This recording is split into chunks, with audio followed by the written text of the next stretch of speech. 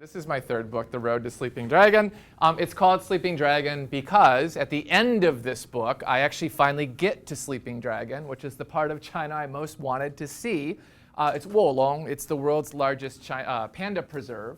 And toward the end of the book, I won't spoil the ending for you, but I did realize, it's like there's a T.S. Eliot poem, and a line in it is, "I had the experience, but I missed the meaning." And I started to worry after nearly 20 years in China that I had had all this experience, and I had worked as a correspondent, and I had been to every province, and I had spent time in Taiwan, and I became fluent in the language, and I read the literature, on and on and on. But what did it all mean? What did it add up to? What did I actually change? Did I do anything with my time there? And so toward the end of the book, I go to Wolong, to the panda preserve, and I try to prevent the local government from turning this panda preserve into what they wanted to do, which was a theme park. They wanted to have an IMAX theater and something they actually called the Panda Coaster, which was pretty cool. But I want to take you back to the very, very beginning of this journey, and I'm just going to read to you the first 2 pages of the book, and then I'll show you pictures, okay? I am an unlikely answer to the question, asked anxiously by a Chinese writer in 1935, who will be China's interpreters? 60 years later, I arrived by accident after rejecting 6 other countries from the Peace Corps. I was fluent in Spanish and applied after a short stint volunteering at the Texas-Mexico border with the United Farm Workers, hoping to be sent to Latin America. The Peace Corps offered Turkmenistan, Vladivostok, Sri Lanka, and Kiribati. It's not Club Med, it's the Peace Corps, the recruiter finally snapped after I declined to spend 2 years in Mongolia or Malawi. You don't get to choose. Months passed until one late spring day, the phone rang in the English classroom in Madison, Wisconsin, where I was student teaching. My turf-warring comp ed 9th graders had been ordered to attend an assembly, optimistically titled, "We're all in the same gang." I warily picked up the receiver, expecting the vice principal to yell that the students in the local branch of the Gangster Disciples were rejecting this suggestion. Instead, I heard the voice of the all-but-forgotten recruiter who pronounced a single word with great finality, China. It sounded like a sentence, although really it was a reprieve. I didn't know Peace Corps was in China, I said, twirling the phone cord, stalling for time. In fact, the program had just tenuously begun after its planned 1989 start was shelved after the Tiananmen Square massacre. I was 17 then, and when I heard of the bloodshed via my Beatles radio, I pulled to the road shoulder and, completely out of character, burst into tears. I didn't know any Chinese people personally, I had never read a book by a Chinese writer, and I could not have found Beijing on a map. But suddenly a world event had punctured my bubble of enormous teenage self-regard. 6 years later, I knew little about the country beyond the Great Wall, pandas, 1 billion people, fortune cookies, and the indelible image of a man standing in front of a tank. In 1995, China was more of a pariah than a hot travel destination, an academic subject, or a journalist beat. The country's ascent looked far from guaranteed. What looked preordained was its demise. 1/3 of China's population lived in poverty. The average Chinese worker earned only $500 each year. Now that number is $8,000 a year, and the poverty rate's fallen to below 7% per the World Bank, not Chinese statistics. Permitting the Peace Corps to send English teachers coincided with China opening its doors to the wider world and its markets, but still there were limits. When Chairman Mao held power, Chinese propagandists had condemned the Peace Corps as a tool of American imperialism. Rather than change its verdict, the current regime simply changed the program. Officially, the recruiter said, "You'll be called a U.S.-China friendship volunteer." He paused, and through the phone line, I heard the rustle of papers. I don't know how to say it in Chinese. I couldn't speak the language either, of course. I didn't even know how it sounded. Not only was I wrong about fortune cookies, they're from California by way of Japan, I couldn't even use chopsticks, but this was it, Peace Corps' take it or leave it final offer, China. Last paragraph. 6 weeks later, I handed the grim border agent the tissue-thin form that asked arriving passengers if they had mental confusion or psychosis, manic, paranoid, or hallucinatory. A connecting flight landed in China's southwest, where I would be posted as an English instructor at a teacher training institute located on a dead-end dirt road at the bend of a polluted river whose name, Tuo, sounded like the spitting that scored Sichuan streets. The province was 1,000 miles from Beijing, but really a world away in terms of development and engagement with the West. So when I landed in 1995, I look like that. And the reason I'm showing you this is if you know China, you get christened when you land. My name, Meyer, in Chinese is Meyer, Meyerze, right? And so in Sichuanhua, in the Sichuan dialect, Meyer is slang for a son that is sold by his parents in the marketplace. So my Chinese teacher said, nah, that won't do. And so he named me Mei Yingdong, which kind of means like heroic Eastern plum blossom. And Chinese people always laugh at my name. And many times people say, that's a girl's name, which always makes me feel sorry for that girl, wherever she might be. I really don't think there's a girl named Mei Yingdong, maybe Mei Ying. But everybody from day one in China instead called me sold son. I'm Meyer. That's how people usually call me. But I was posted out in Sichuan. I was between Chengdu and Chongqing in a little city here called Neijiang. In Sichuanhua, you say Leijiang. It just means inner river. But I'm showing you this map to begin, too. I'll refer back to this after some slides of Sichuan. When I first got to China, I didn't realize how big the place was. I think like a lot of Americans, I hear the word China, and I sort of pictured, at the time it was 1.2 billion people, sort of marching lockstep together, following the commands of Chairman Mao. Maybe there was a McDonald's in Beijing. But I had no idea of the enormity of the country. It's as large as the continental United States. And also the diversity of it, which I'll come back to in a second. But I wasn't aware that these 31 provinces are all quite different in their own ways, historically, linguistically, culturally, and even in terms of its cuisine. This is what it looked like when I arrived. I was on the far side of a muddy riverbank. There was no bridge. There was just a ferry that you would use to go across the river. I don't want to romanticize this time. I mean, I look back now and I think, I can't believe how much time I had. All I had was time on my hands when I was there, essentially. But, this was poverty. I think China is one of those countries, it's like, is it rich or is it poor? Which one is it? Why is it still taking Peace Corps volunteers? China today has 120 Peace Corps volunteers coming annually. Now that group, their demographics have changed. They now have married gay couples, many more women, people of color who are in that group. When I was sent there, it was 15 of us, and 7 left in the first year. I didn't know you could leave Peace Corps, but you can. If you want out, you're gone. Like in 2 days, they'll have you on a plane out of there. They don't want disgruntled people, and they'll even pay you $200 a month for each month you serve. They do take taxes out of it. But so in my group, there was only 8 of us, and this is an indication why, though. Those people who left had all spent time in Beijing, Shanghai, or Taiwan.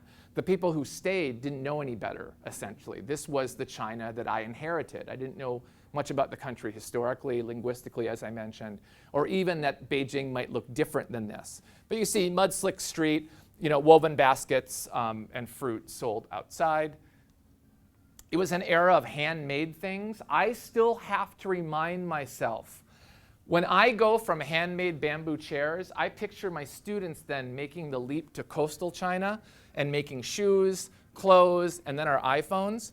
I have to get over this image, I'll admit to you now, and jump ahead again to their children now starting to go into computer sciences, working on artificial intelligence and these vast leaps that China's made in infrastructure spending and other technology. But when I got there, again, this was sort of the China I guess I expected and knew. One thing that's nice about this chair, the reason I'm showing this is from the People's Park Tea Garden in Chengdu, and they still use these chairs. I love that. They haven't improved upon that. But again, handmade era. This was like what we would do for fun on campus. Ping pong tables made from old planks. I mentioned we didn't have a car bridge in the town. We had a floating pontoon bridge. When I was there in '95, little hints of a market economy were creeping in, and that this is a little hard to see, but they had erected, you see the year here, they had erected a toll gate on the bridge, and you were charged by how many legs you had. So people charged 2, and then you went up. Ducks were 0.15 mile. Pigs, cows, and so forth were charged at a different tariff. Again, handmade era. Here's a gong at halftime of a basketball game. I got there, and I was the first American my campus had ever seen. I was the first American my students had seen, obviously. They didn't really know what to do with me. I joined Peace Corps thinking I was joining a development agency, like maybe I'd be delivering babies in the moonlight. But luckily for those babies, I didn't do that. Instead, when I got there, my college dean looked at me and he said, tall. And I said, yep. And he said, basketball. And I said, yep. And he said, you're our center. And they put me on the college team. And I said, no, wait, no. I'm a foreigner. Why? I can't be on the team. That must be against the rules. And he was really sneaky. I loved the little laugh he gave. He's like, well, there's never been any foreigners in our college area before, so no one thought to write a rule that says no foreigners can play basketball on the team. So this is another introduction to China. Like, it's always easier to ask forgiveness than ask permission, people say, right? So when people ask me what I did in the Peace Corps, I tell them I averaged 18 points and 6 rebounds a game for 2 years. We were undefeated. It was great. But again, this is this era. The cigarettes that the players would smoke at halftime were famous dogs. And I'm glad you laugh at this, because this was a very hard thing to translate initially when I was writing letters back home, is how funny China can be and how funny Chinese people can be. And again, if you look at American writing especially, or Western writing about places like France or Italy under the Tuscan sun or something like that, there's always wacky locals, and they're sort of nutty, and they make funny asides, and they leave the story, and we move on, and we don't think twice of it. But a lot of writing of China, most writing, I think, by Westerners, neglects the comedy, the humor that's inherent in society there. Part of that, of course, is a reaction to living under a regime. Another part of that, I think, a lot like Americans, it's sort of a frontier prairie sense of humor. Wide open spaces, a lot of self-entertainment going on in general, but a lot of self-effacing humor, making fun of yourself the way Americans do. And people on my basketball team thought that was hysterical, too, that you have this cute puppy on the pack of cigarettes. This is what I stuck out a bit, you can imagine. You learn the word lawai, you learn the word foreigner rather quickly. I'm showing you this picture, though, because my students were the first group of students at this college to pay their own tuition. It was a big change in the mid-90s, that they weren't taking a test and being tracked into this college. This was a teacher training institute. So I'm 23 years old in this picture, and they're 21, 22. And it was a wonderful introduction to the place, because I'm figuring out the place alongside them. They don't know any more than I do how you get a phone installed in your apartment. They don't know how to look for an apartment, because they do this on their own now. They don't know how to look for a job. They're doing that on their own, the way that I would have to as well. And so as confused and bewildered as I was by the country, I found that my students were nearly as confused, but of course they had the language to help them. Changes did start creeping in my first year. We had Marlboro in our town coming in, replacing those famous dogs, of course. It was funny. I had a communist dean, of course. A party member has to be your supervisor. And at the time, again, I thought, well, everybody's in the party, right? And it was that moment he explained to me, like, well, no, only about 8% of the country are actually party members. It's hard to get into the party. You have to be invited to join, or you get nominated.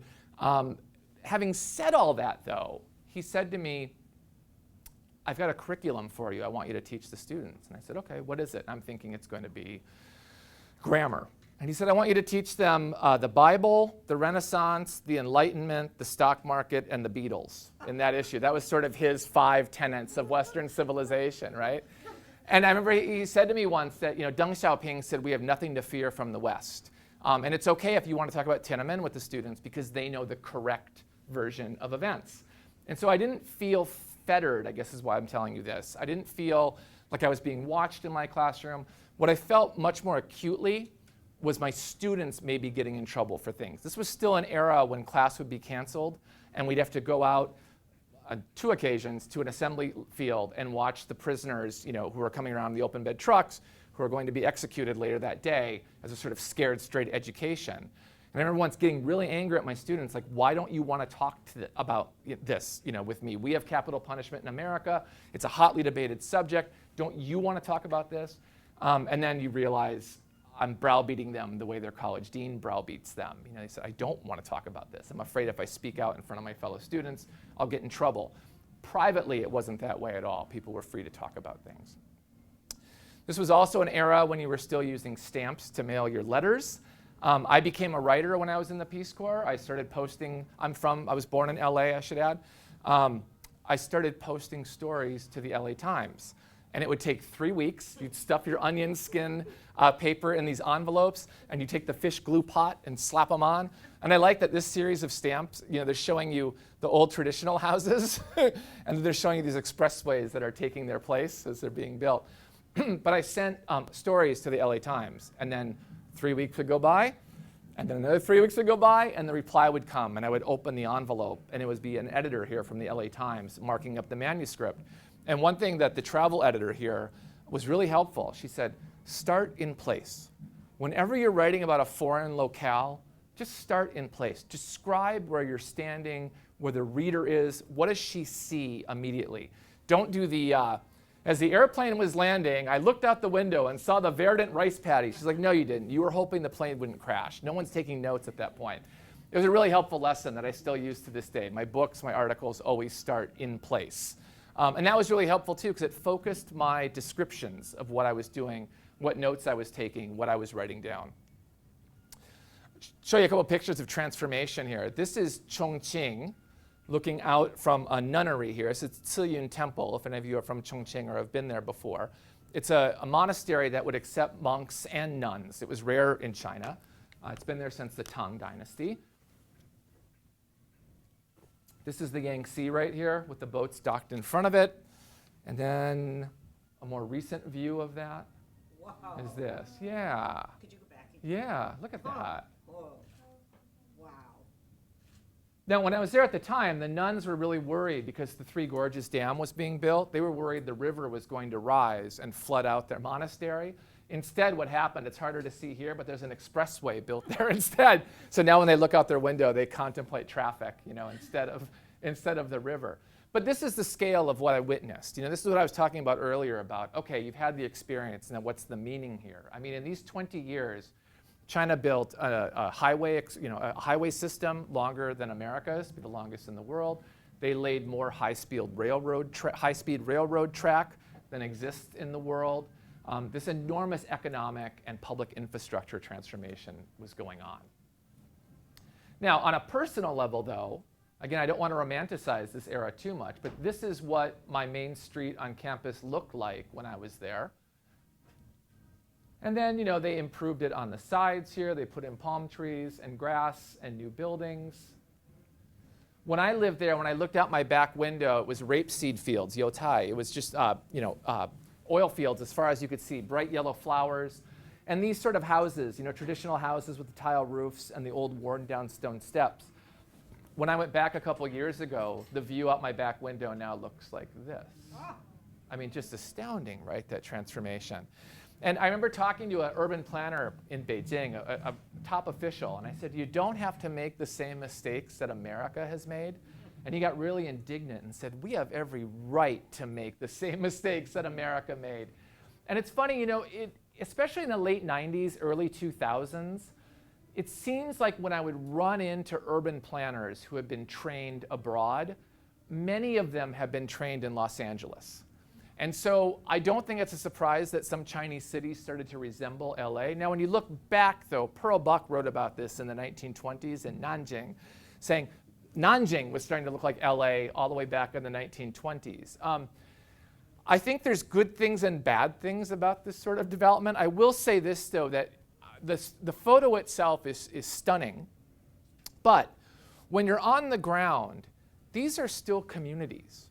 So in other words, if you're a single child today in China, and you have to take care of mom and dad because there's no social safety net for them, and the onus is on you to get a job, to buy an apartment, to take care of mom and dad, to find a spouse, to have a kid, and so forth. This sort of living actually helps, I found. When I talked to my colleagues at my former Peace Corps site in Zhejiang here, and their kids, that you can afford to buy one of these apartments, let's say, for $40,000 or $50,000 US dollars, but maybe if you're lucky, you can buy the one next door for mom and dad to live in too. So when I look at this, it's not as if these are all farmers that have been moved off the Sichuan fields into the city, although that is happening as well. This really is that campus community writ large, just condensing people into these houses. And again, I think with my books, I'm more interested in what people there think about it than what I think about it. I look at it and I think, oh no, they're there. People say, well, actually, this is an improvement of what we had before. It's hard to have a kid when you don't have air conditioning and heat and running water and so forth, and sanitary conditions. It's a lot easier to live in something like this. The other thing this evinces, is that we hear a lot in the States about China trying to urbanize and China trying to have the same equation of urbanites as America does. One way China is achieving this is simply redrawing municipal boundaries so they get bigger.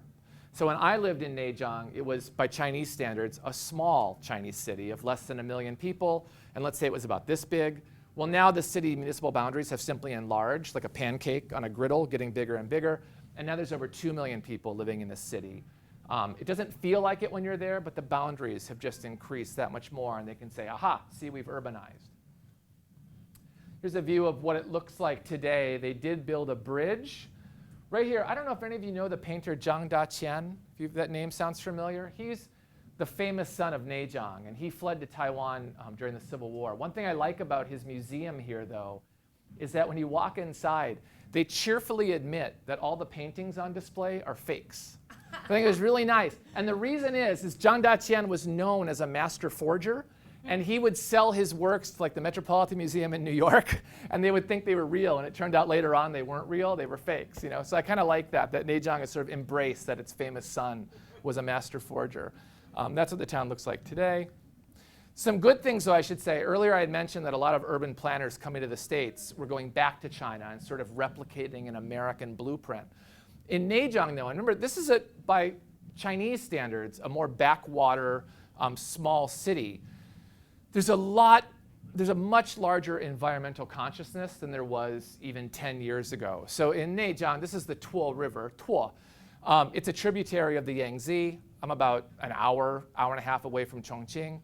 But what they did about 5 years ago is dam the river as it runs through the city, made a reservoir, rerouted the river itself underground through pipes, and planted grasslands and wetlands around it using native grass. And then there's actually bike paths now.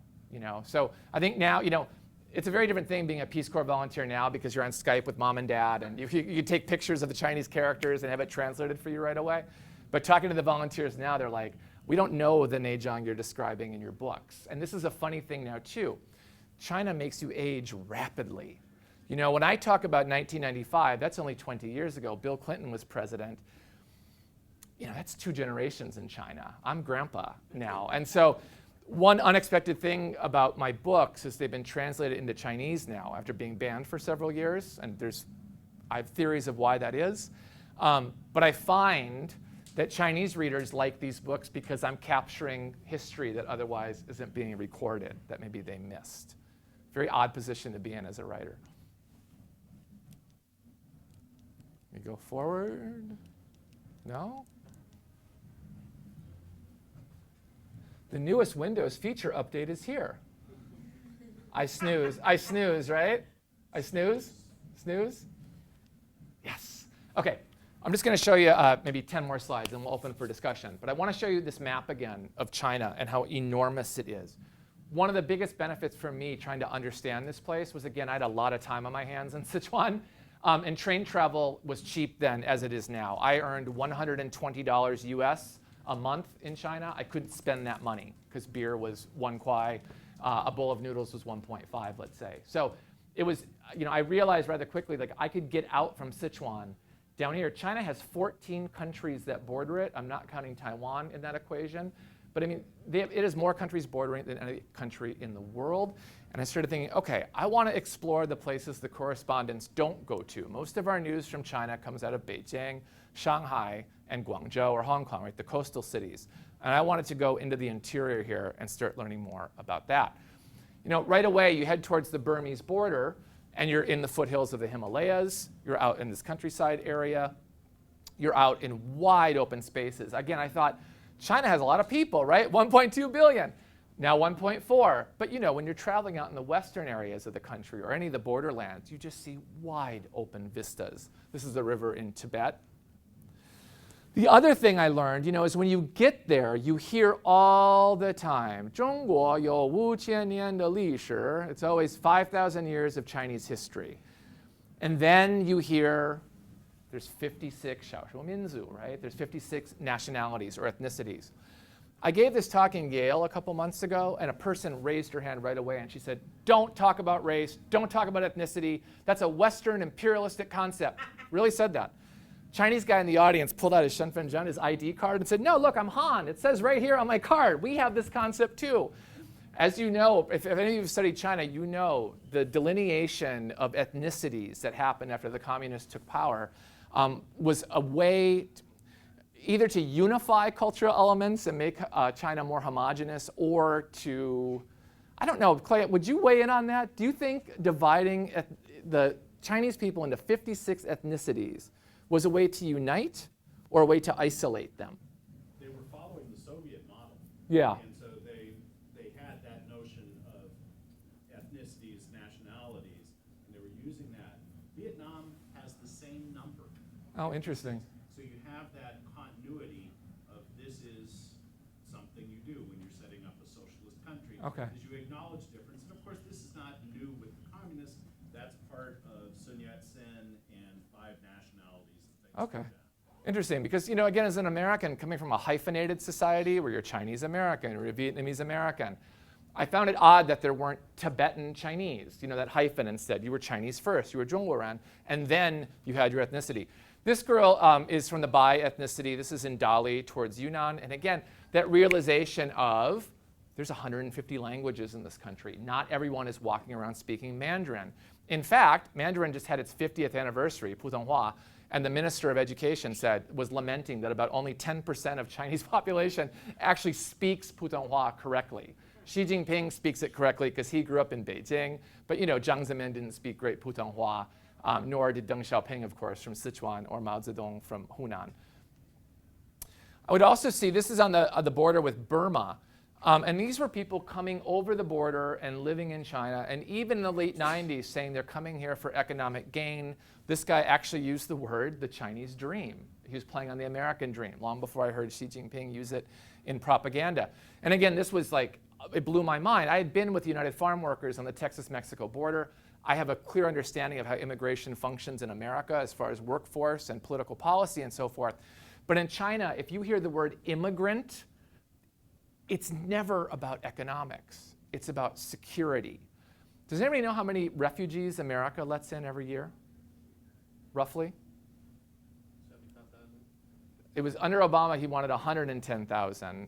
President Trump just said 50,000, and there was an outcry, right? China right now, officially on its books, has 583 refugees in the entire country. It has more billionaires, right? It has about 594 billionaires at last count. Now, again, what you hear about China officially and what you see unofficially on the ground are two different things. When you go to border areas, this is outside of Rayli in the Myanmar border. If you go outside of Kashgar, Tajikistan, that area, Kazakhstan. If you go up in Mongolia, around the Russian areas, especially if you go to the North Korean border, you see an influx of refugees, or sort of open secret immigrants, I guess we could call them.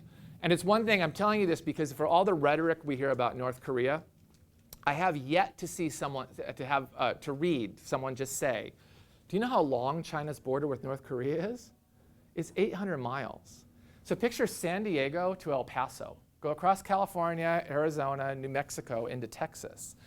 Chinese, and especially in the Northeast, when they talk about North Korea, they're not talking about some geopolitical catastrophe or thermonuclear war. They're talking about a refugee, a humanitarian crisis of people coming over the border. When I lived on a rice farm up in the Northeast in Jilin province, there were hamlets filled with North Korean refugees who were there as open secrets. I chose not to write about them. The village said don't write about them, even though I'd go and eat their food and so forth at their restaurants. But that exists, you know. So again, officially on the books, 583 refugees, but certainly many more immigrants coming in along the border areas. And to go back to what you had said, Clay, the last influx of immigrants to China was 300,000 Chinese coming over the Vietnam border in the 78-79 war. You know, I want to mention Tibet too, because it's funny, I went to school at Berkeley and I taught in Oakland schools. And when I came back from China and got to Berkeley, I'd see people wearing the Free Tibet t-shirts. And I'm looking at the school I'm teaching in Oakland thinking, like, how about Free Oakland? Like, maybe we should be wearing those t-shirts too? Which isn't to downplay what was going on in Tibet and has gone on since. However, there's always this weird push-pull of openness and tightening in China. And at the time I was traveling in Tibet in the late 90s, early 2000s, it was a period of relative openness. Monasteries were being opened again. Children were being allowed to go to seminary as opposed to going into the state-sanctioned public schools. You would actually see pictures of the Dalai Lama displayed at temples, even though this is officially illegal. Again, it's sort of a cat chasing mouse game at the time. Now, this started tightening though. Now in front of the Potala Palace, there's a large replica of Tiananmen Square. The name of the street running in front of the Potala Palace is Beijing Lu. Tibet has sort of come full circle in a weird way, and I don't see that changing right now. I'm sad to report that right now Lhasa is actually seen as a sex tourism destination for domestic tourists, because when you go to Lhasa, on the outskirts of the town, away from the Buddhist sites, there are lots of karaoke and massage parlors, not staffed by Tibetans, but by Sichuan migrants and so forth. Just a few more slides so we can get to some questions in a talk. I didn't know what to do with myself after 2 years in Sichuan. You have this language ability. You have an expanding consciousness of the country you're living in. What do you do with it? Most Peace Corps volunteers go home. Not a lot of people stay on in Mongolia. There's not a lot of use for you there. I got very lucky in that I'd applied to a school that offered $15,000 a year, which seemed like more money than I could ever imagine, in Beijing. And they called me and asked if I wanted to come up. And I learned in China, you don't think about things, you just grab it. Yes, don't even think twice, right? It doesn't fit into a master plan. And when I got to Beijing, this school was a bicultural, bilingual school. And the interesting thing about that is I would team teach with a Chinese teacher. So I would teach the young students about the Roman Empire in English. Rome had great engineering marvels. Then the Chinese teacher would talk about Rome in Chinese, and she would say, Rome was built on the backs of slaves, and she would give a completely different perspective.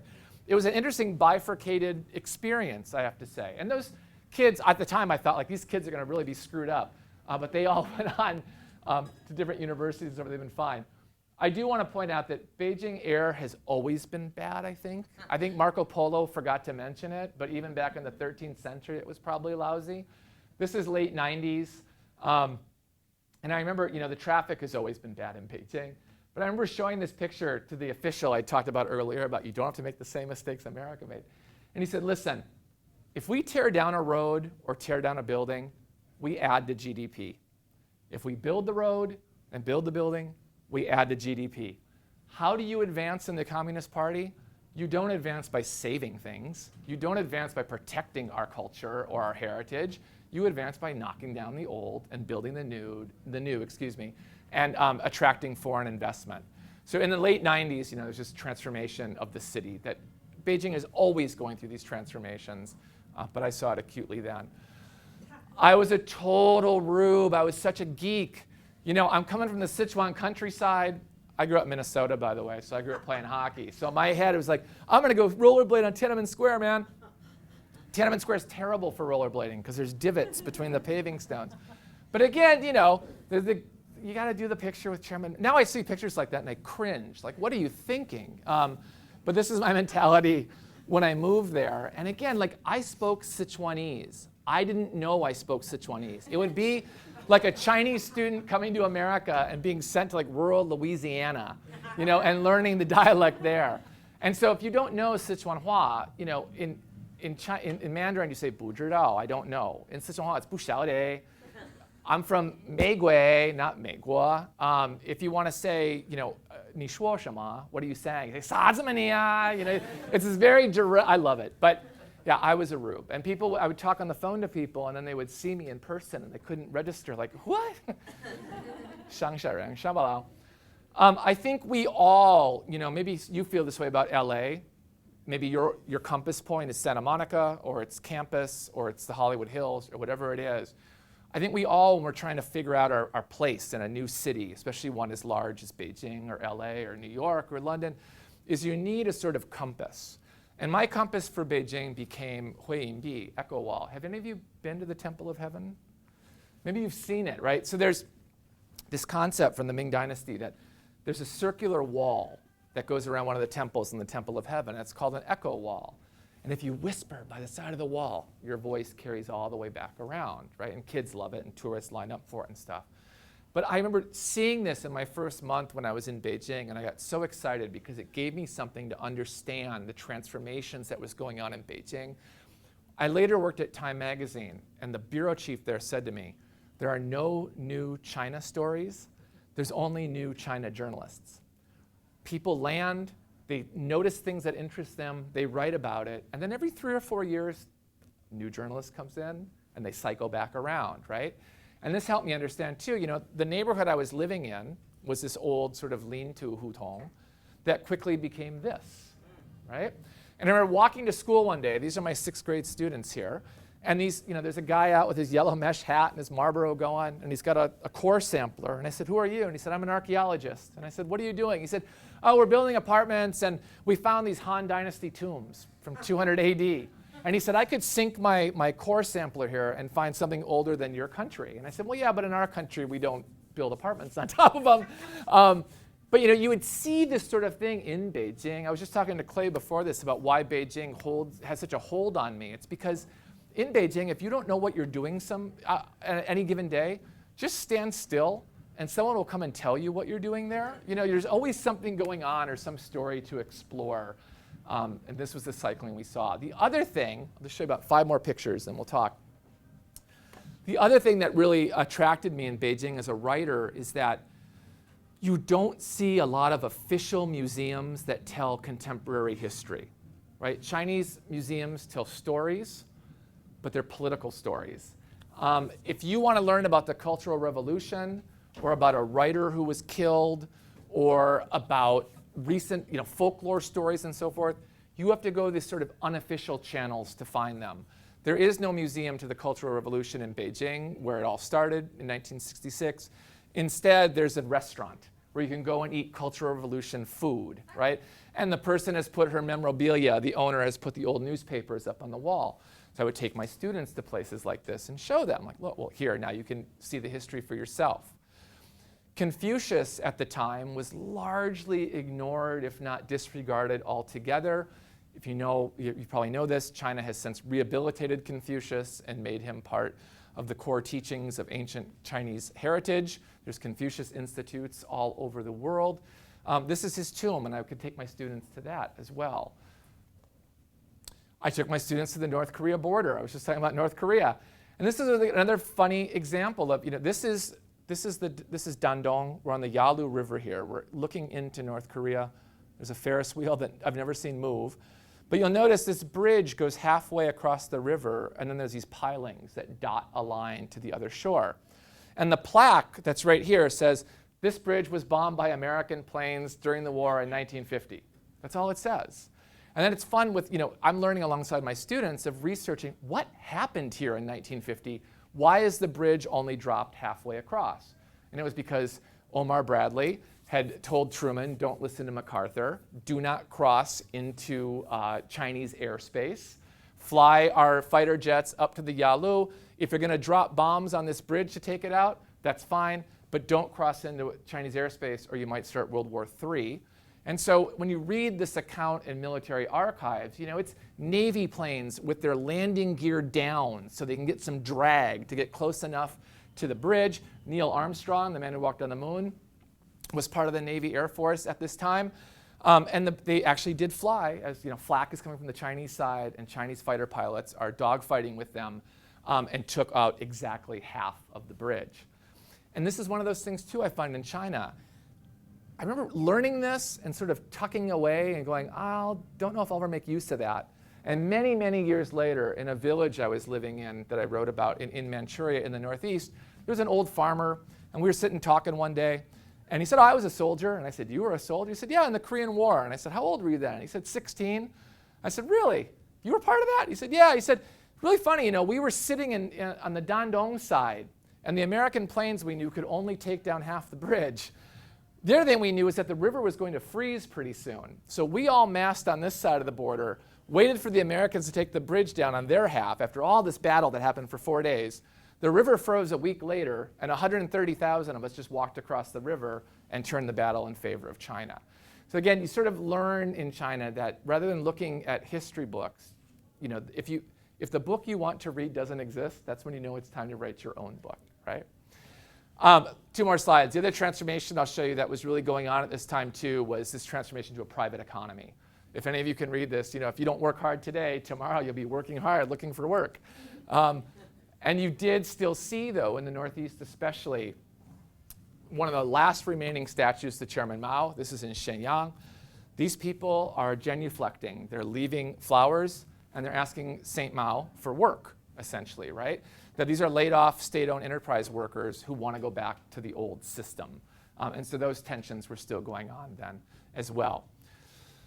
The other thing about the Northeast especially, this transformation that was going on, is you would see this old colonial architecture and you'd start realizing why China has its relations or its attitude that it does towards the West.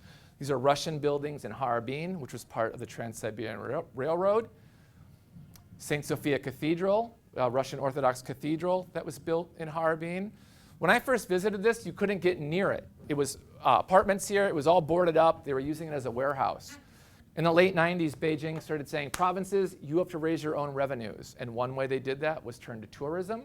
And so these colonial structures started being rehabilitated, including the Shinto Shrine in Chongqing, which was the capital of Manchukuo, the Japanese puppet state, which is still standing in the heart of Chongqing. And again, I asked the city official, why do you keep this here? And he shrugged and said, well, people like to roller skate in front of it. All right. At the same time, though, a lot of the Chinese heritage was being left to rot. This is the end of the Great Wall out in the Gobi Desert, which at that time you could just walk up to and walk on. There was no ticket booth or any restoration going on. You would visit these temples that were high in the mountains. This dates back to the Tang Dynasty, back when Grendel was fighting Beowulf around 800 AD. No nails used, completely dowel, joined together, protected because it was out of reach of the Red Guards. You would still go in the interior, and you can still see this today, where there's these impromptu gatherings in temples where local opera singers are going around. There's a Chinese writer named Feng Jicai who lives in Tianjin, and he works on heritage preservation. And he says, when I go to cities, I know right away if I'm going to get good folk tales or see traditional arts and handicrafts. If there's satellite dishes on the houses, I know I won't find anything. But in some of these areas, you can still see the traditional stuff. Not all tradition is good. Here's cockfighting out in Kashgar. This is a Muslim area. The government did step in, though, and say, we should make this more humane, so we're going to appoint a referee, and we're going to put rubber bands on their talons so they can't peck at each other too much. And then he snaps awake and declares a winner, and people exchange their money. And I'm actually going to stop there because I could talk forever into Beijing.